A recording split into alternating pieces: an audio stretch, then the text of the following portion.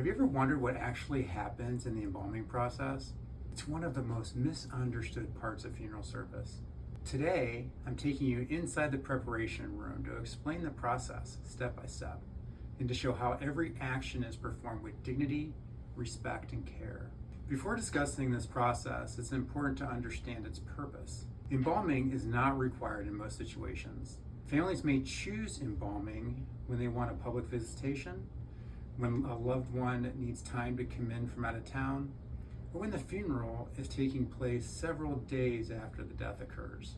The goal is to temporarily preserve the body, restore a natural appearance, and create an opportunity for families and friends to gather and say goodbye. Always behind the locked door, I'd like to take you inside the Beam Family Funeral Home preparation facility.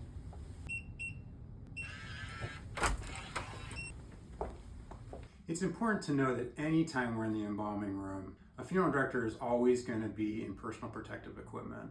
I'm not going to be using that today for the interest of this video, but we would also gown up in full-length gown, gloves, and a face mask as we begin this embalming process. I'd like to go ahead and introduce you to Caden. Caden's our stand-in today. Caden is my son-in-law, and he is beginning the process of becoming a funeral director. He's starting his apprenticeship here in a few months. The first thing that we always do when we step into the prep room is check the identification of the decedent. There's always an ID tag that is attached to the individual when our transfer team brings them into our care.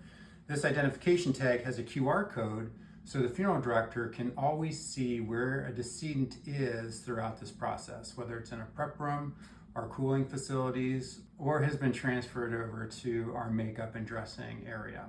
The other thing that we always check for is the information sheet provided by the funeral director. This talks about any facial hair that might need to be trimmed or taken off. It talks about jewelry and what the family would like us to do with that jewelry. So everything is inventoried at the beginning of this process to make sure that we know where everything is at any given time.